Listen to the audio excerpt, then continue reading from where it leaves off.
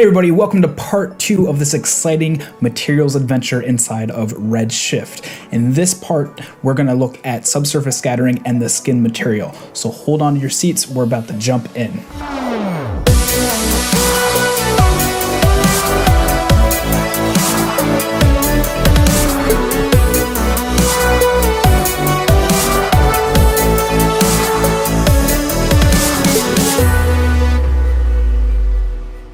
Alright everybody, so we're back inside Cinema 4D for part 2. So we're going to take a look at the skin shader and subsurface scattering. So the reason I'm starting with skin first is it's just fun to look at and see what it can do. Before we get started looking at the material, I want to show you some render settings that get associated with subsurface scattering and the skin shader. So if we go into render settings under Redshift and then go to SSS for subsurface scattering, you'll see we've got these file drop downs here. So before I tell you about that, if anyone doesn't know what subsurface scattering is, it's when light hits translucent surfaces like the skin of your finger, if you've ever held a flashlight up to that, or like milk or wax or thin plastic, things like that. The translucent light that escapes through the scattering that happens inside the material, that's subsurface scattering. So in Redshift, it handles subsurface scattering as a separate pass, and that's why you get a general overview tab here in your render settings. So because it's a separate pass, it can take a little bit longer to render, and it has its own build time, kind of like when we turn on global illumination. So for subsurface scattering, as I said, you get these modes, and the first mode that's automatically there is rebuild, don't save. And what that means is that subsurface scattering is getting calculated every time you go to render. So it's not saving to a cache file, it's just redoing the scene every time you move around, every time you move the camera, move the lights, and make an adjustment. The next setting is pre-pass only. And what that means is each frame is calculated to save to a cache file, and it will do it each time that you make an update. And then if you want to go to render, you can actually load in this file right here. And so it doesn't have to go through that again. The only difference between, say, rebuild pre-pass only and regular rebuild is rebuild will do a full scope of the scene all the way up to the final frame. The pre-pass won't. It will just do a quick pre-pass build of it, load it into a cache file, and then you can load it again, but it may not have all the data. At least that's my understanding of it, and as I've read through the Redshift manual. So the next one is rate. And so rate controls the spacing of points, kind of like if you've ever done any Photoshop work with anti-aliasing, or even in standard renderer where you can choose anti-aliasing settings. This makes it so there's more points and more detail comes through with subsurface scattering. Again, that's gonna increase your render times. So if you're doing an epic movie, then of course you're gonna want the best detail possible. If you're working on a really quick turnaround for a local commercial motion design piece, then you probably can leave this at lower settings. Interpolation is very similar. Higher settings means it's less likely to have flickering and light rings and little inconsistencies in how it's rendered. So if you're getting maybe some fireflies in your subsurface scattering, you can crank this up. And then number of rays is, if you have global illumination enabled, this tells subsurface scattering to calculate with more rays and to have the rays bounce around more and things like that. Redshift in their manual suggests that you don't go higher than 128 unless you really need to. It actually says to use as little rays as possible into your scene because it can add so much time. So I'm actually going to go in and just bring this down to 64 to speed up our times a little bit. So if we go back into our view, we've got this kind of old man. He doesn't look very old at the moment, but that's because I haven't put in a bump map. So I'm going to show you a little bit of graph editor in this video and how to bring in a bump map to accent the features of this guy. But before that, let's take a look at our general skin settings. So in here, It looks very similar, just a few less tabs. So we've got basic, and I went over that in the first video. We've got scattering layers, reflections, and bump mapping, which I've turned this on so you can add in a bump map. Except I don't actually have it hooked up at the moment. I have to go in and reconnect it. So close that out. So under scattering layers, let me just bring up my definitions, make sure I have everything. Save changes. No, I don't want to save that. So I've got some notes to go along with this because I want to make sure I'm really clear on everything. So scattering layers for the skin shader has this common area, these 3 layers of skin, and then single scattering. And then this is actually from turning on the bump map there. So under common, it starts off with 100 as its base. And if I bring that down to 100, we're not really going to see anything happening here. I don't have a light that's powerful enough to really accent subsurface scattering at the moment. And I'll turn that on in a second after I go through some of these definitions. But the radius scale is going to control pretty much the strength of the scattering. So the higher it is, the more subsurface scattering there's going to be. So for skin like this, if you're holding a flashlight up to your finger, a weaker light would maybe have a radius scale of 100, but a really powerful light would have a radius scale of maybe 1,000. So if you can think about it like that, or if you have a flashlight nearby and you want to play with it, aim flashlight at your finger, and if it's not coming through a lot, then that would be a radius scale of 100. And if you have another flashlight that's really powerful and you hold it up, then you can think about it that way, that it's probably closer to 1,000. And you can set it at whatever you want. This overall scale comes in at 100, and what overall scale is just the brightness. So how bright the light comes through. It really helps dial in intensity, and if you want more photorealistic looking skin, then this helps dial that in. And that's the same for diffuse too. So diffuse is how much of the subsurface effect you get. So at 0, you get only subsurface scattering. And then at 1, it'll behave like it's being perfectly diffused by the surface. So you can really kind of put this at somewhere like 0.5, somewhere in between, and start to play with that. And I'll show you how it reacts once we get this other light turned on. Disable disable bump mapping means that if you have a bump map hooked up, it doesn't use that to calculate the light. So it won't use the ridges in the bump map to diffuse the subsurface scattering and things like that. Normalized diffuse weights, they recommend that you keep this turned on. It basically means that it's going to normalize all these 3 layers here and make sure it's being more physically represented. If you want to control your scene a little bit more and you're not really interested in physical rendering, or you want a stylized look, you can uncheck this and it will make it brighter and you can have more control over each layer. Not that you don't have control when this is checked, it's kind of finding the median range for everything and making it as physically accurate as possible. So with that said, let's go ahead and turn on a point light so you can see what's going on with subsurface scattering. And right behind this ear, you'll see that I've got a light that just came on. And I'm gonna pause this for a second and push into the light. So let's turn this back on. And sorry, I just hit my mic. So this is rendering now. And you'll see not much is going on.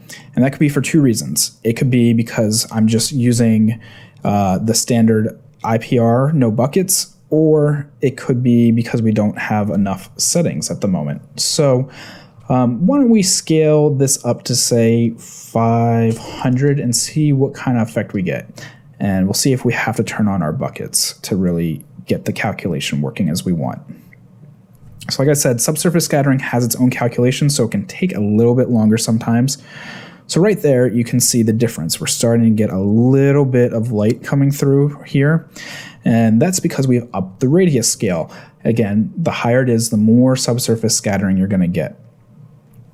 but I think we could probably bring up the brightness a little bit to get a better effect. So let's try 1.5, so this gets a little bit brighter in there, because I'm liking how it's diffusing, and I think the scale's about right. It's just not bright enough. So you can see now this is a lot brighter. And maybe if we go up to 1,000, it might get the effect we want, but I think it's going to be too powerful. So you can see now it's like really starting to get blown out. And if I bring this back down to 1, I still think it's going to be too bright. So I think 1.5 overall scale and radius scale of 500 is going to be realistic enough. Yeah, it's still too bright. So let's do 500 and 1.5. And the diffuse amount, you know, why don't we try 0.25, bring that down a little less diffuse. And so you can see from comparison to the first video and this video, it definitely has a bit of time to calculate this. In comparison to other render engines, it is still really fast. So that's looking pretty good right there. Let's talk about these. So skin is made up of 3 main layers: the epidermis, the dermis, and hypodermis. So the shallow layer, man, I cannot speak today. Sorry, guys. The shallow layer or shallow scatter is going to be the epidermis, so the top layer of skin. So if we adjust this, it's mostly going to affect what you see visually. So we can make him maybe a little bit more pink and bring that in there, maybe a little bit darker. You'll see the overall layer of skin will adjust. I'll let that calculate again.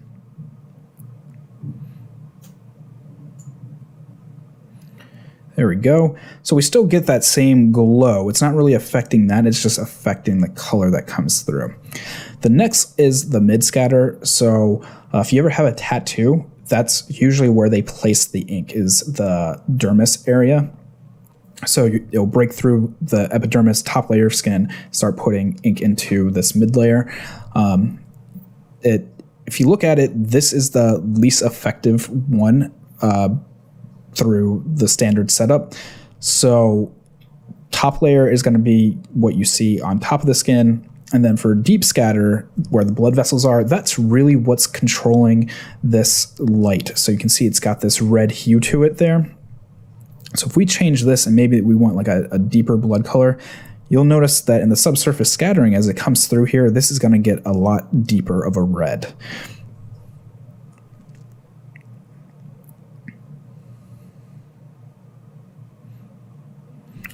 So now it almost looks like it's not coming through because it's blending in so much more. That deep red is so powerful. So if I bring this back up, maybe we can make it a little bit more red and saturated. You'll start to get a much more pink hue. And you can see that even the overall base of this man has gotten adjusted, and it's got a little bit more of a pink red hue to it now. So just to show you what the mid-level scatter will do, why don't we just make it blue for fun, and you'll see it has very minimal effects. You can see like a little bit of blue came in there when it was calculating. Even if I bring the weight up, so it's getting a little bit pasty, but when it comes to final render, it's not going to have nearly the strength that the other 2 layers have. So it's a little bit more pasty, but you can still see this pink in here is really controlled by this deep scatter, and then the overall color that you're getting on top of the skin is this shallow scatter there. So I'm going to bring this back down to this kind of yellow area, bring this back to, let's say, like 0.1 is good. And that's the basics of how subsurface scattering with skin works. Under single scatter, this is kind of controlling the intuition of the color. So black means that it's being fully absorbed, white means that light will pass through without any absorption, and everything in between controls that. So if you want to scale how powerful the absorption is, 0 equals none. Everything has just a little bit of absorption, so that's why it's at 0.01. And then if you crank it up, it's going to get absorbed more. And then if you darken this up, you'll get even more absorption.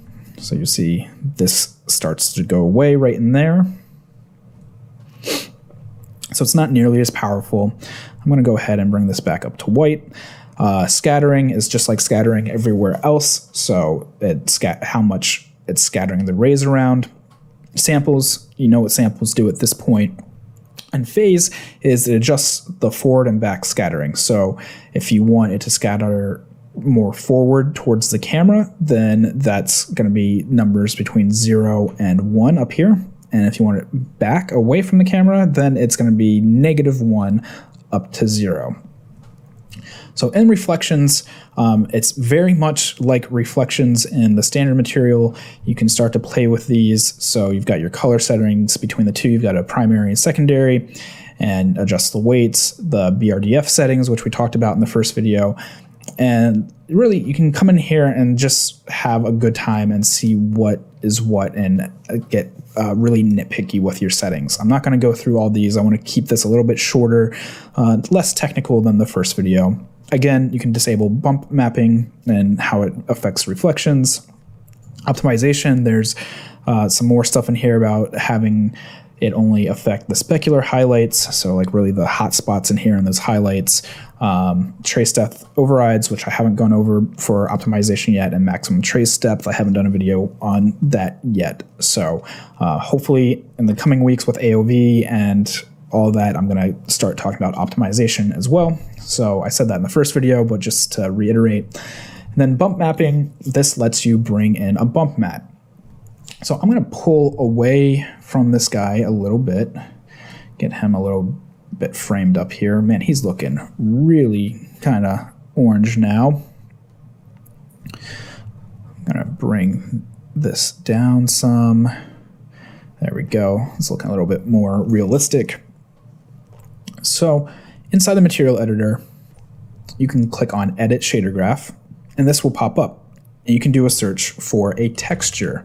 And I went over this a little bit in the very first video, just the Redshift overall video. But so if you want to bring in a texture, something like scratches, things like that, all you do is do a search for textures. It's also just under the texture category. So flip this down, you've got a bunch of options. You can play with those, and I can go over those in another video, more advanced material editing. But for this, I want to bring in a bump map. And so I've got the bump map for this. It came with the model. And this is actually a normal map. It's not a bump map, but Redshift will read it anyway. And I'm going to pipe it into this bump input here. As soon as I do, you'll start to see he's going to get some ridges on his forehead and some more line details and really start to age this guy. So let's go into these settings here. Make sure I'm not missing any other areas of bump that I could pipe this into. Looking good. And I think I'm going to turn on my dome light too, just so we can really see his face.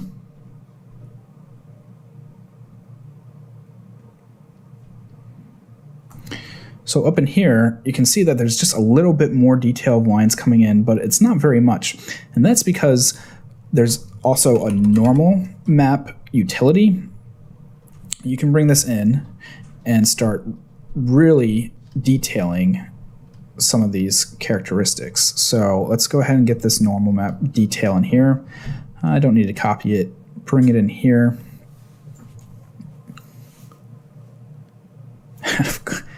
Oh my God, Cinema, why are you crashing? Oh man, Cinema.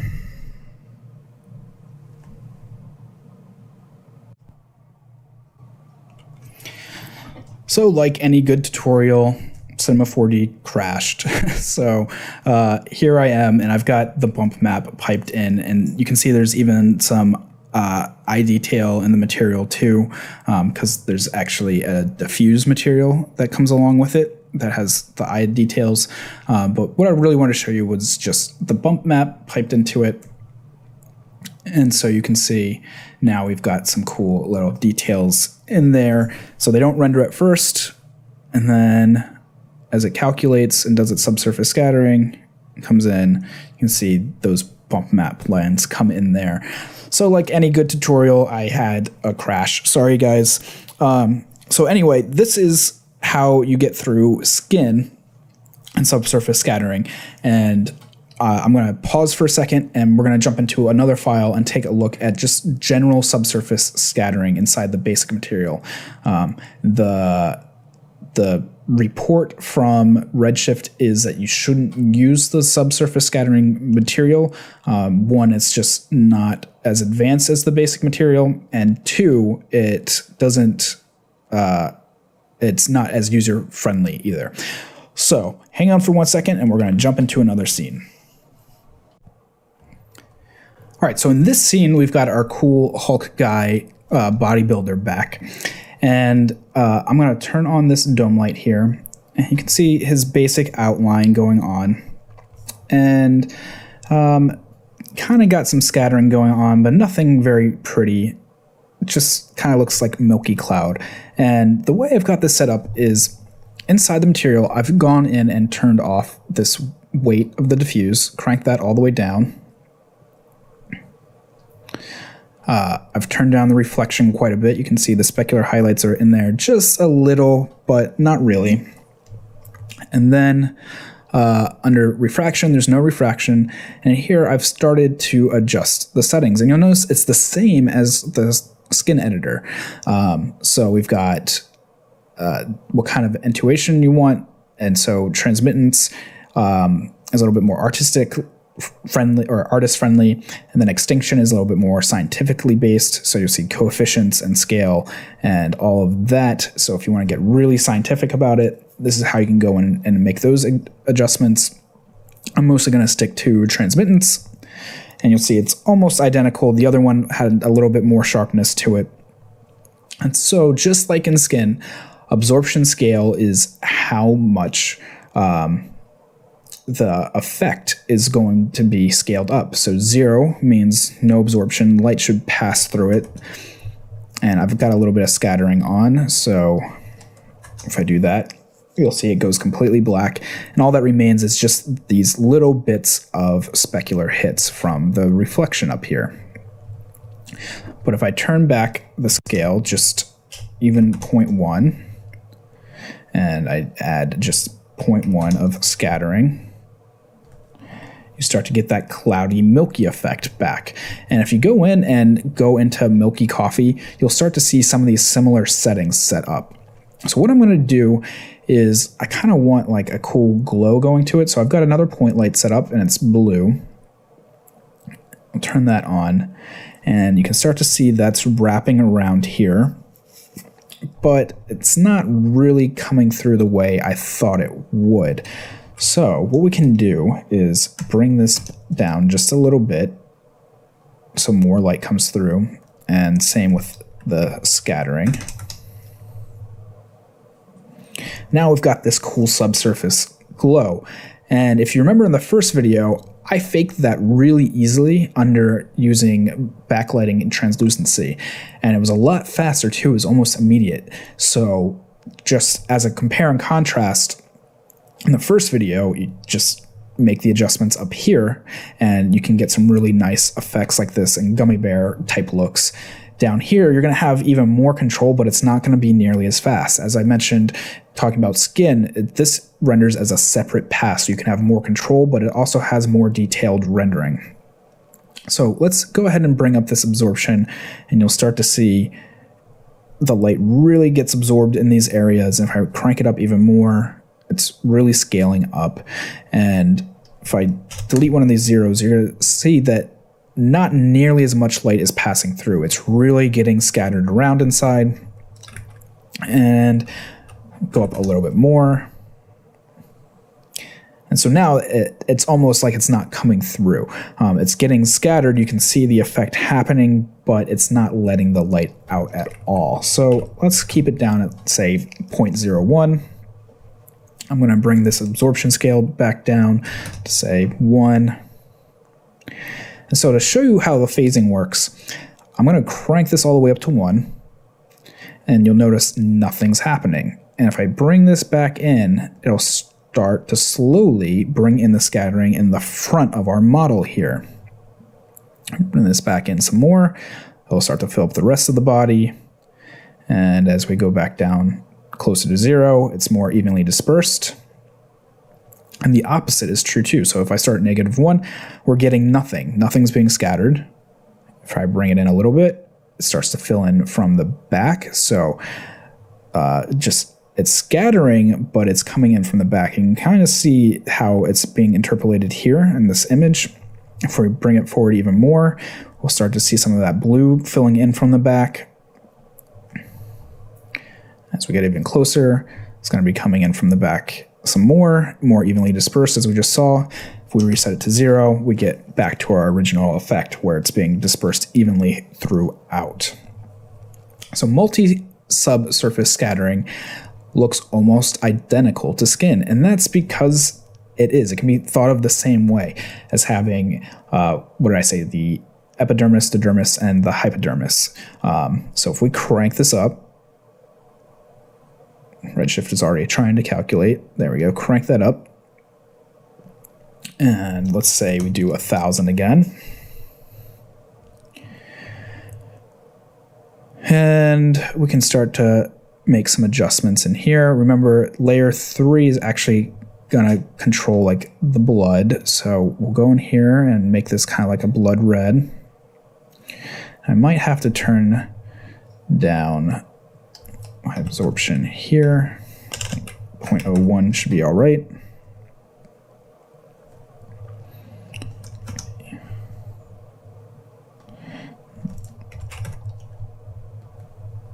It's probably going to be too much still.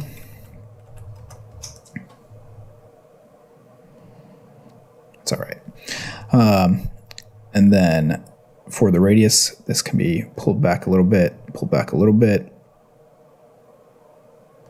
And I think this, because this light is blue, we're not getting the effect that we want. So I'm going to go ahead and put this back to white. There we go. So now you can start to see a little bit coming through, a little bit of the red in there. Maybe I'll change this color temperature down to 6500 to get it exact. And we can kind of pinken up this part here. Should be adding to it by now. Sorry for the little jump. I had to pause because I couldn't figure out why my multi-surface scattering wasn't working. It's because I didn't have any diffuse on. So for multi-surface scattering, you actually have to have your diffuse layer on, unlike the single scattering down here. So if you're working with this, crank up your weight, and you can see now we're getting the subsurface scattering, and now we're starting to get the skin effects that we were going for. So I've gone ahead and turned up the amount here, radius scale up to 100, very much like the skin was set to in the first part of the video. And then in here, you can start to adjust some layers. So let's say we want kind of this like orangey pink skin, maybe closer to like that. And that'll make its adjustment in just a second. So you can see that the fuse is its base, and then that comes in. And then we can make this a little bit more orange here, and maybe crank that up to like 0.3. And then for this one, if we want to mimic the skin, it was kind of this not so dark red. And we can bring this up. You can see some of the red starting to mix in. I'm going to bring this down. Probably don't need so much radius on there either. There we go.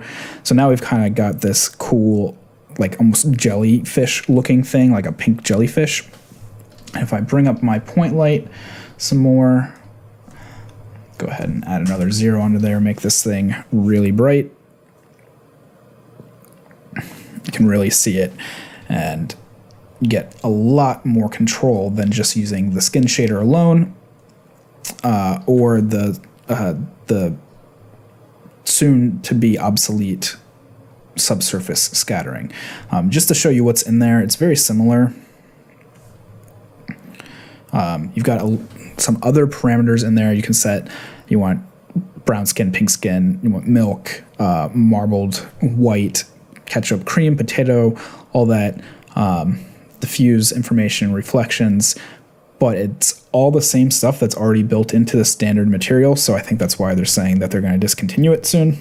So bring that out of there and take a look at this guy, and you can see it's got some really cool like jelly skin coming through.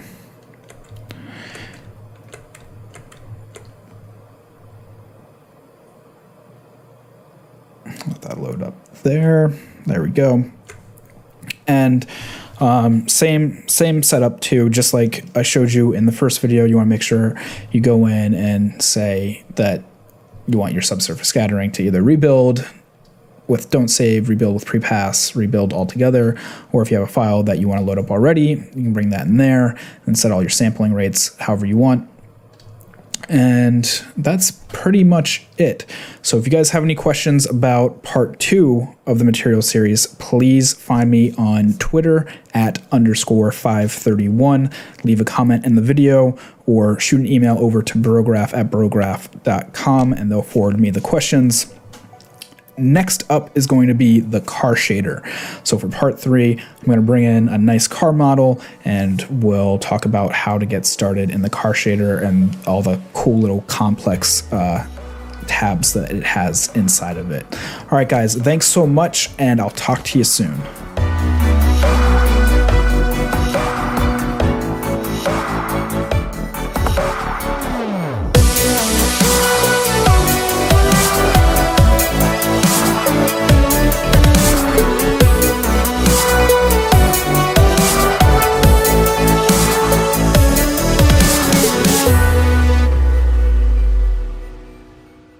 Brograph.com, an online resource for learning Cinema 4D, After Effects, and other motion graphics tools specifically catered to help you prevail as a motion graphic designer. What's up, bros? Welcome to another Brograph motion graphics tutorial. With tutorials, plugins, and now a podcast with tens of thousands of listeners worldwide. Yeah, it's a great community to be part of. We give you professional time-saving tips, industry news, interviews, shortcuts, and lessons that help keep you current in the world of motion design.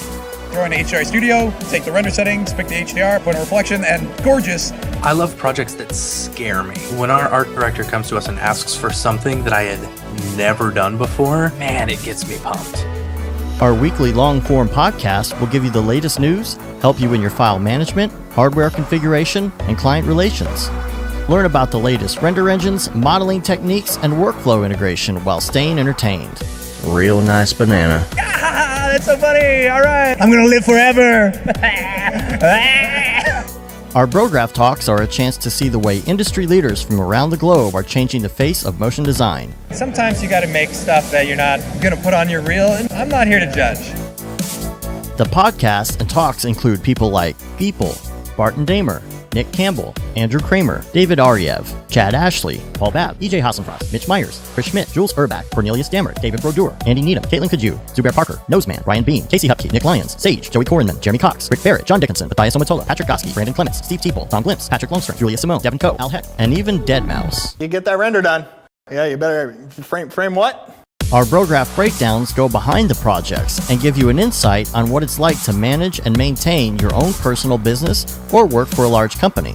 Join us for live sessions, check out our useful plugins, watch time-lapse projects, interact with us, and send us email questions and topic ideas. Or just hit the Rando Render button and do an imaginative daily that'll keep you on your toes. Take all your dreams and let's do it!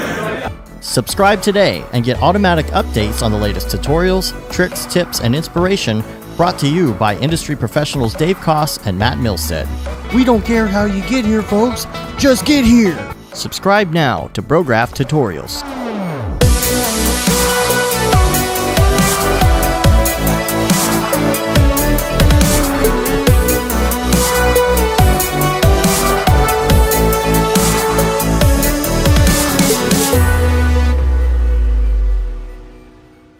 It's pretty good, I guess.